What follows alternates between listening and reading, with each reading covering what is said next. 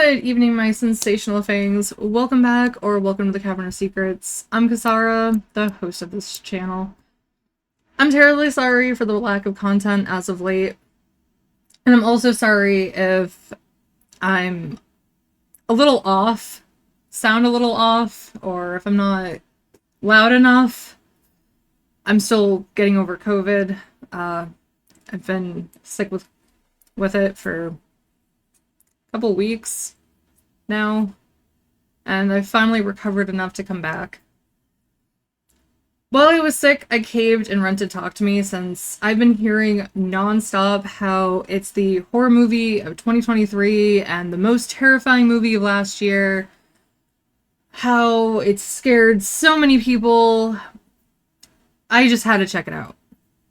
I've heard this before, of course, and was greatly disappointed.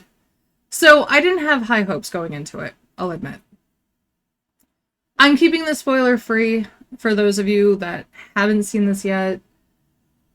You won't have to worry, which is good. So you don't have to worry about anything getting ruined. It is available to rent on Prime Video and possibly VUDU if you're interested in checking it out. I do strongly suggest it and recommend it to those of you that enjoy horror movies. The movie is about a teenage girl named Mia who lost her mother 2 years ago and has been struggling with it. I'm not going to go into details about what that entails. You gotta watch the movie. Mia hates being alone and home in the house. Not really alone. Well, she hates being alone and she also hates being in the house because it's depressing. Especially since she was very close to her mother. So she spends most of her time with her best friend, Jade. Mia finds out about their peers using this creepy hand, which is behind me, to communicate with the spirit realm, and convinces Jade to try it out by attending one of the parties. While there, weird things happen, of course, and everyone thinks it's a game. A lot of people don't take it seriously. Some believe that it's a hoax, it's a parlor trick, it's not real. Others just think it's hilarious watching these people react the way they do, and they record it and put it on social media. And things, of course, escalate into dangerous sections. I can't think of the word I want to go with. So basically, it gets bad. I surprisingly enjoyed this one. Most horror movies today rely heavily on jump scares and a very thin plot line. This one relied more on the story and character development rather than the jump scares, and for me that made it much better. I liked the characters. I felt it when things happened to them that were tragic. Most horror movies don't do that for me. I don't really care when things happen to them because we don't get enough character development to even care about them when things happen. For instance, House of Wax, I'll use that one. Even to a degree, the old classic slasher films, like Nightmare on Elm Street, Texas Chainsaw Massacre,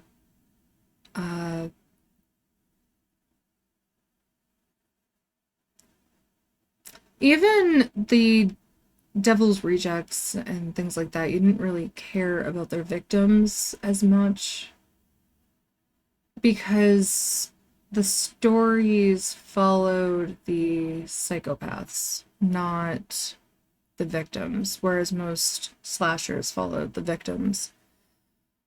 Saw, on the other hand, you,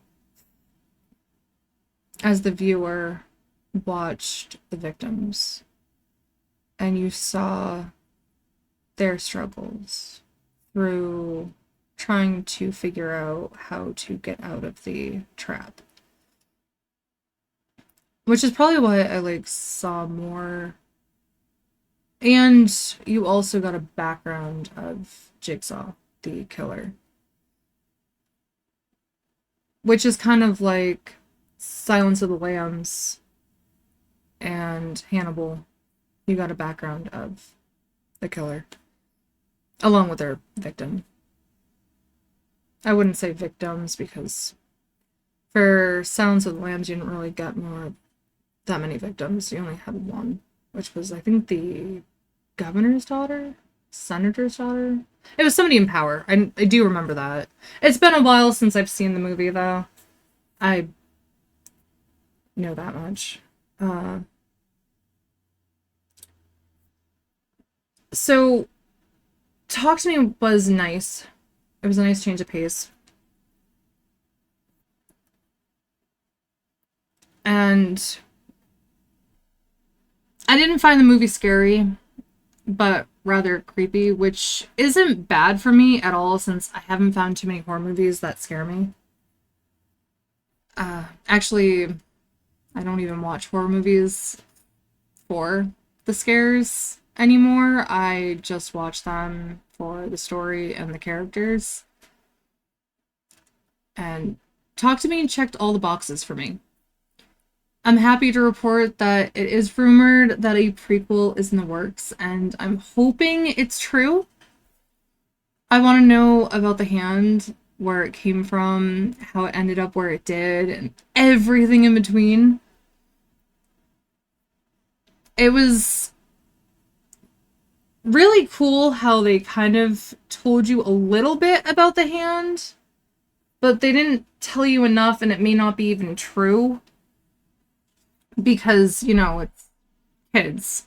Kind of like a kid telling you about a Ouija board. And if you actually research a Ouija board, you'll actually find out the truth behind that. And you know what? Maybe I should actually talk about the Ouija board. And actually, I think I did. I think I did do a video on the Ouija board. If I did, I will put the card above me. I will link that. If I didn't, I'm gonna do a video on that because people don't know much about the Ouija board. And I didn't actually know about it either until later on. And they actually don't scare me because of it. It's actually all psychological, how they work. It's fascinating to me. Anyways, moving on. So, Talk to Me is different from other horror films I've seen in the last 3 years, which is why I liked this one so much. It was nice to see spirits instead of demons because it's getting cliche. Everything is demons today. Everything. You watch any movie with spirits and it turns into demons. Insidious. Sinister. Even though I know Bagul isn't really a demon, he's a deity, but it's... what the hell's the difference? I mean, come on. The Conjuring films, The Nun, Annabelle. I'm trying to think of all the other ones. There's so many. So many. And it's just getting old for me. I'm just so tired of it. I want something new. I want to go back to the roots, I guess you could say. So it was nice. It was nice to see, you know, something different. For those of you that have seen this one, what did you think of it? Were you disappointed? Happily surprised? Do you have a favorite character? You can share it. I don't care. What did you like about them? What did you think of the ending without spoiling it for those that haven't seen this? I was a little shocked, to be honest. That's all I'm going to say. I'm not going to say any more.